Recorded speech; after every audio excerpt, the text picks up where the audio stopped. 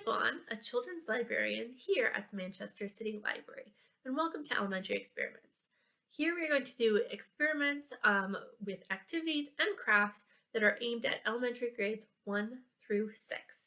And this is going to be with a focus on STEAM, or science, technology, engineering, art, and math. This spring, we are going to be doing our in-person elementary experiments once a month at 3:30 p.m. on the second Tuesday of the month. So this is a little different than we've been doing before. We are doing it only once a month, and this video will be posted after the in-person event. So if you're unable to come to the in-person event but still are interested in elementary experiments, keep watching. I'll walk you through our activity and our craft. We may have extra crafts at the children's reference desk at the Manchester City Library. So if you are in, stop and pick up one for anyone in grades 1 through 6, or just gather the supplies that we will put up on screen. I also want to remind everyone that we have started to do our Slime of the Month Club, which is going to be on the last Wednesday of the month. So we still do have that coming up. If Tuesdays are not a good day for you, but Wednesdays might work, check out the last Wednesday of the month. But definitely remember to register for that because a Slime of the Month does fill up pretty fast and it needs more precise supplies, and we have to have enough bowls for everyone. So definitely make sure that you put in your name for that if you would like, or possibly next month elementary experiments. Also, if you have younger kids, someone who's not quite in first grade yet, please remember we have Storytime Science. So check out that for anyone younger who would like to do an in-person event. But I think that's everything for now, so let's get into this month's elementary experiments. Hello everyone, and welcome to this month's elementary experiments, which is Mission Space. So the large inspiration for this month's elementary experiments is because our blast off with winter reading is coming to an end at the end of this month. So at the end of March is the last time you're going to be able to log any reading minutes for our winter reading. So technically, even if you haven't started now, you still have some time to get some stickers, toys, and possibly coupons. But because that was themed around space, and of course I just really love space, I decided that we would do Mission Space this month. Our first activity is a lot of fun. It's kind of hard to do by yourself. I'm honestly not sure if I'm going to be able to demonstrate to you super well, but it is a very interesting activity where we are going to be kind of simulating the difficulties and a little bit of the out-of-box thinking that you have to do when making repairs in space. And we're going to do that with some items that you probably have laying around the house. Like I said, you want to try and find at least one partner to play this game with. Really, it's probably better to have 2 to 6 people play. That's probably the best amount, but we are going to see what we can do with less. So let's gather the supplies we need, and I will meet you in our first activity.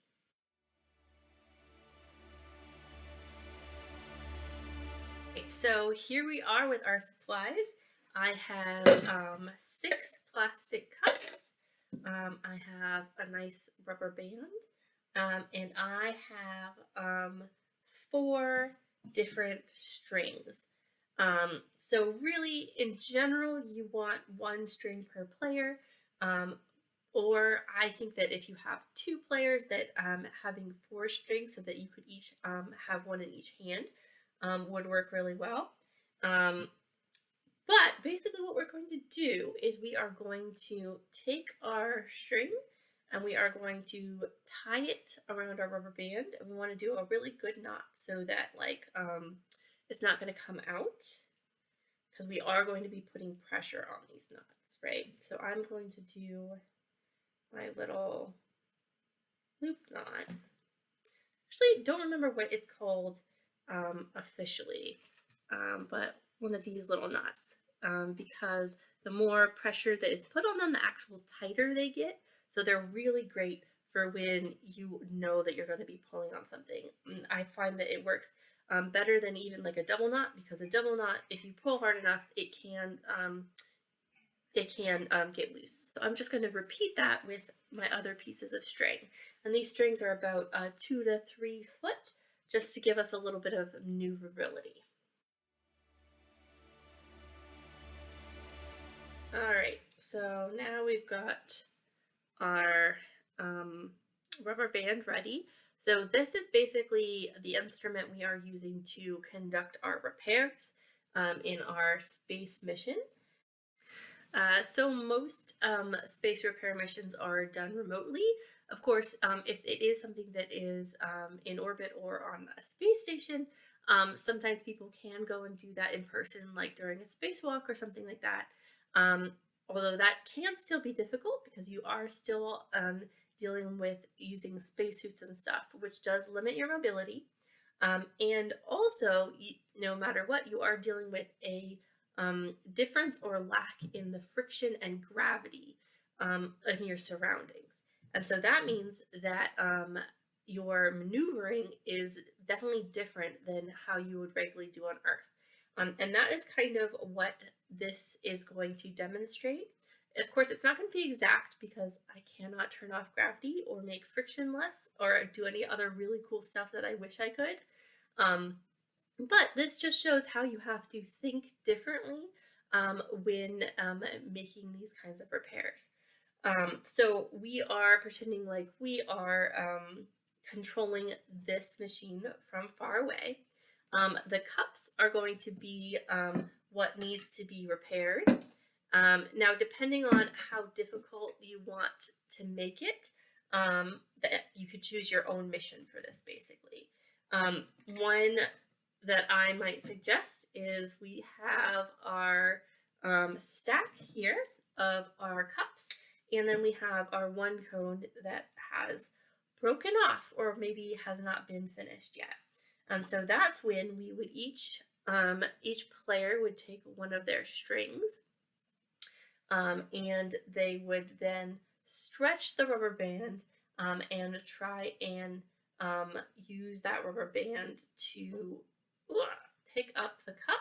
Of course, the catch here is that you have to pick up the cup without touching anything except for the string. So you can't touch the table, you can't touch the cup, you can't even touch the rubber band. And so I actually, surprising myself, think I might have gotten, oh yeah, I was able to get just that little tiny part.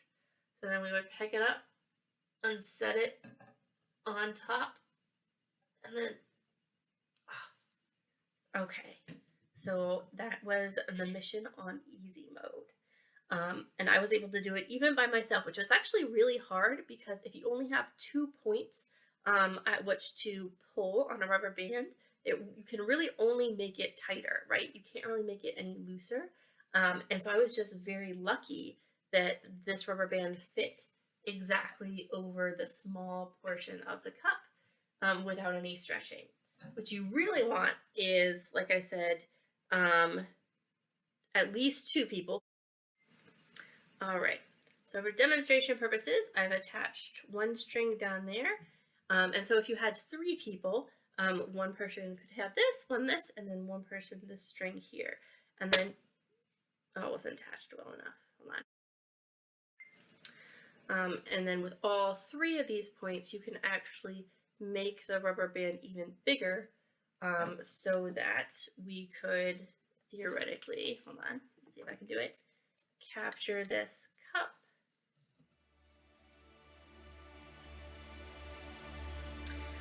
You can, of course, make this more challenging by having all the cups that you need to arrange or having them fallen down. Or something that I like to do is to institute equipment failures. So that is when if you have a communications breakdown, that means that no one is allowed to speak for like a minute while you guys are trying to kind of like convey to each other how to arrange your rubber band or how to stretch it. Or you could have a camera malfunction. So that's when one or more of your group would have to close their eyes or blindfold themselves so that everyone else is trying to just tell them how to move their equipment to try and fix the machine. Actually, something I'm thinking about doing, and I don't know if I'll have time. I actually thought it would be cool to make different cards with these different like equipment failures, and then have some blank cards. That way, every few seconds or minute or whatever feels best for you guys, you could flip a card, and then whatever that card has on it is the equipment failure that you guys would have to do until it is time for the next card. But like I said, that's making it more difficult. It is still quite fun to just see how quick and how smooth you and your crew can get at enacting your repairs. And you can probably find this stuff around the house. So I'm going to tell you guys, go forth and work on your teamwork and your spatial awareness skills while you think about how hard it would be to be doing this hundreds and hundreds of miles away in space or on another planet. Speaking of another planet, for our craft today, we are going to be building a Mars rover out of cardboard. So I'm going to get that kit, and I will meet you back here after I have cleaned up my mess.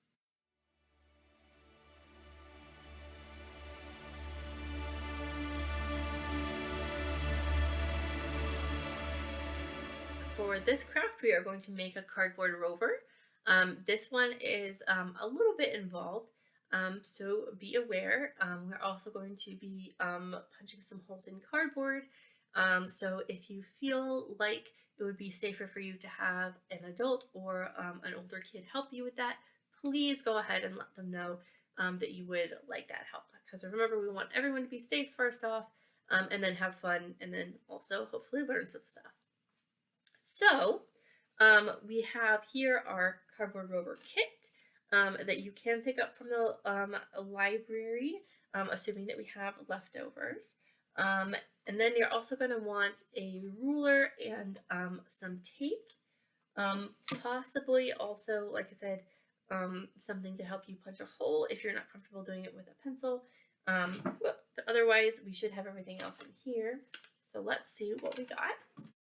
Aside from our instructions, we have our big piece of cardboard, our two smaller pieces of cardboard. We've got a straw, a pencil. Your guys' ones should be more round than mine. I actually had to sub in a pencil. It should also already be sharp for you. We're going to have two hard candies with holes in them. Hopefully they're unbroken. And we have 3 rubber bands. You should only need 2, but 1 just in case of breakage there. Okay, so first off, we're going to take our big piece of cardboard, and we're going to find which way the corrugation goes, right? So if you look at cardboard, we call it corrugated cardboard because it has this little like wavy part in between the 2 sandwich pieces of cardboard. Now, if you look on this side, you can see these lines in the cardboard. So we are going to want to go with the corrugation. So if our lines are running from the top to the bottom, we're going to want to make our marks on this side when we divide it into thirds, right? That's going to make it easier for us to fold and also easier for us to like get sort of straight. So with this cardboard piece, we are going to want to mark every 2 inches. So we line that up with our ruler, here, and the other side.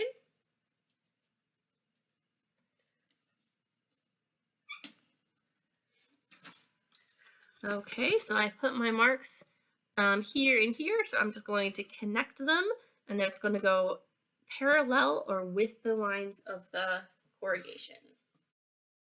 So I've got my lines, which again, you may or may not be able to see.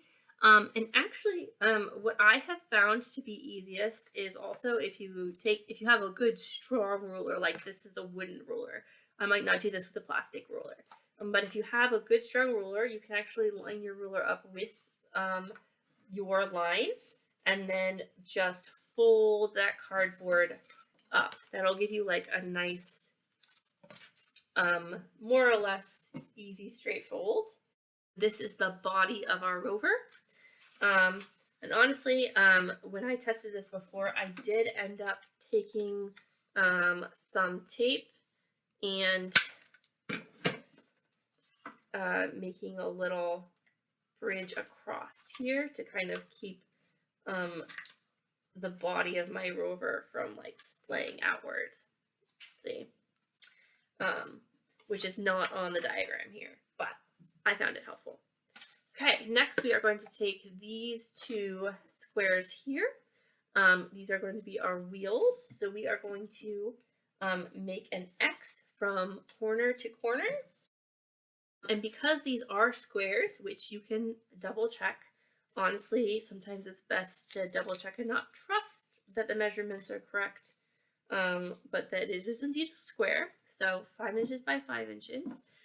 So if we do line our lines up with the corners, that means an X on a square will mean that this should be the center of our whole square. This is where we're going to be punching through the cardboard. So again, if you are not confident, please get an adult or an older kid to help you. We want to make sure our fingers are away from the center when we poke through, right? Okay, and there we go. We're going to repeat that on the second one. Now we are going to be poking a hole through the top part of our body here. Honestly, this is probably the hardest part because we want to do it kind of near the top, and we want it to be kind of in the same spot. So again, I would take my ruler and I would measure over however far you're comfortable with, and then down however much you're comfortable with. So let's do, just be like super safe, I'm going to do 3/4 of an inch in and then 3/4 of an inch down. I wouldn't really do more than a 1/2 inch either way, just because otherwise you're getting kind of close to the edge.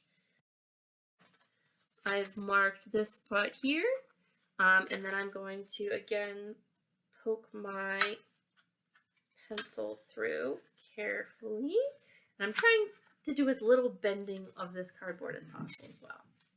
Okay, and then I'm going to repeat on this side. I remembered my measurements because I want that to be even. So we have got these across from each other, which is good because that is where our axle is going to go through here. So I've got my one wheel and I'm going to poke through the body, and I'm going to put on my other wheel. So those are 2 wheels here.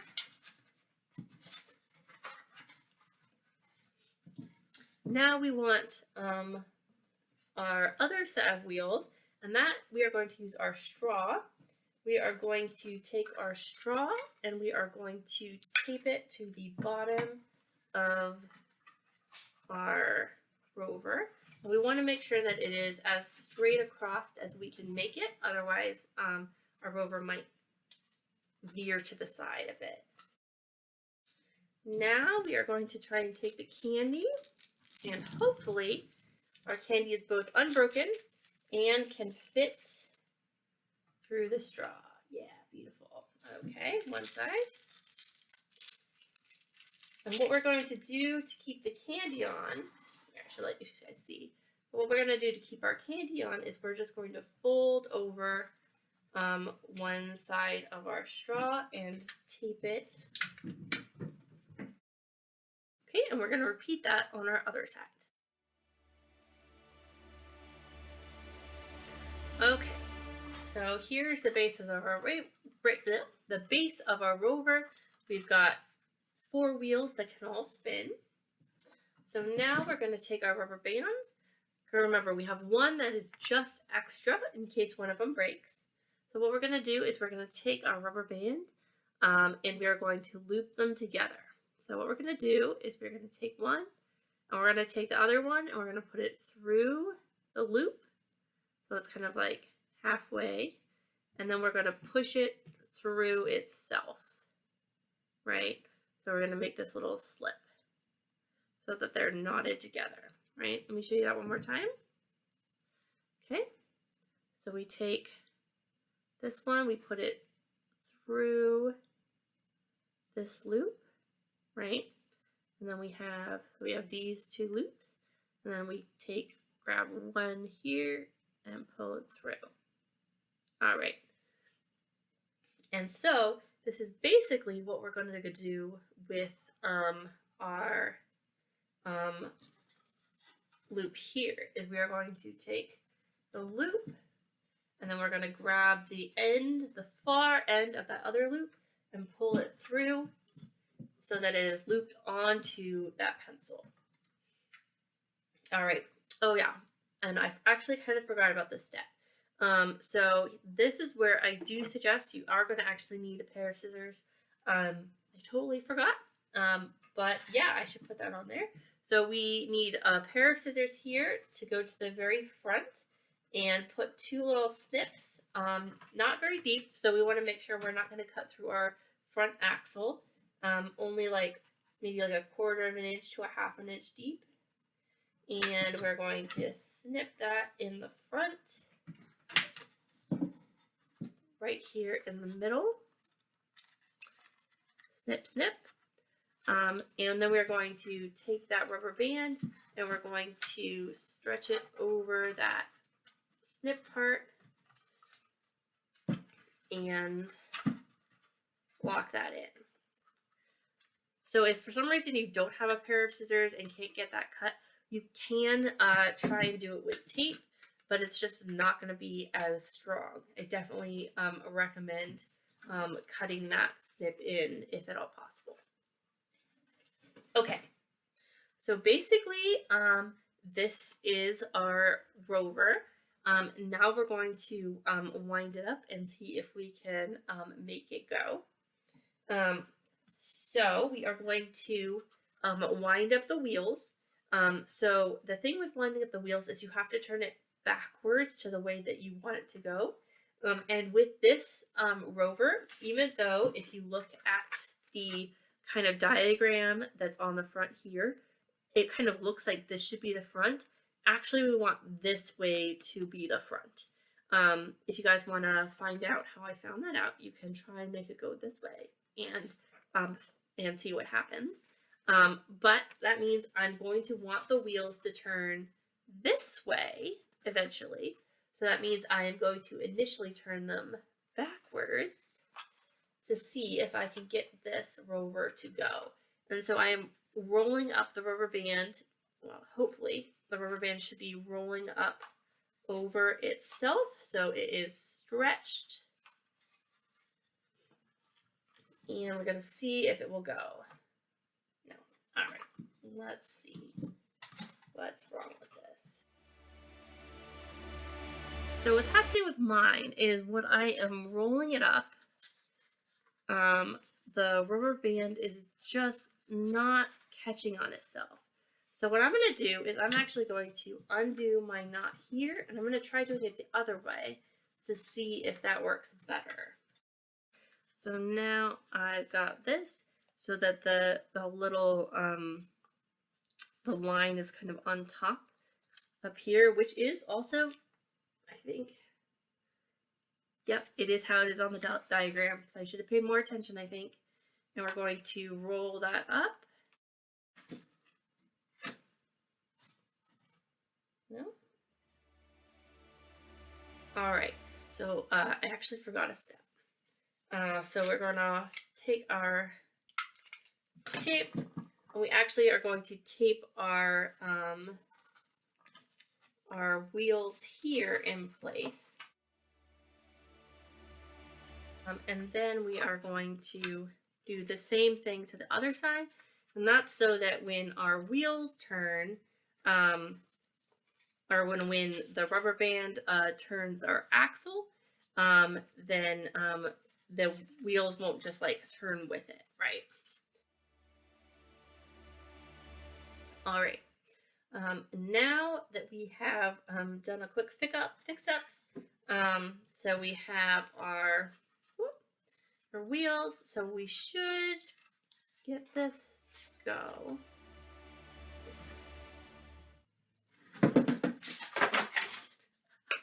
Woohoo! It rocked itself right off a cliff. So its navigation could use some work, but that did go pretty smooth. As noted, there were a couple of things that I did incorrectly, but that's where you evaluate your design and you try and think what could we either what did we either not do correctly, which is where I was at, where I forgot to tape my pencil to my axle, or my wheels to my axle on my pencil, and I also put my rubber band engine in upside down. Both of those things I had to stop and evaluate my design and said, where did I go wrong? And now that it is working, I could then stop and pick up my design. And I could look at it and say, how can I improve this, right? And sometimes that depends on what kind of terrain I'm going to send it over. Like this was just on this box, but if it's going to, say, traverse a bed of pillows and blankets, is this still the best design to go with?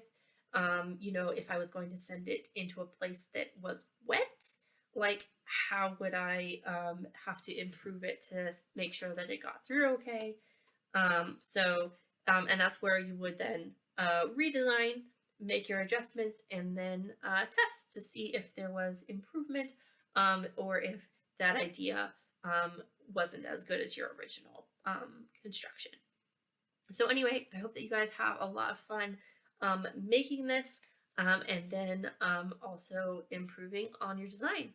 As per usual, feel free to decorate as much as you want. Keep in mind that sometimes decorations can impact the functionality. So like if you put too many stickers on it, make sure that like they're not going to interfere with your wheels or your rubber band engine, that kind of thing. But otherwise, go wild. I hope that you have some really cool missions and that you enjoy. I'm gonna clean this up and I will see you guys in just a second. All right, everyone, I hope that you enjoyed joining me on this mission space version of elementary experiments. I hope that this gave you an insight into some of the ways that you have to kind of think out of the box and figure out solutions when you are working in space or kind of engineering in general.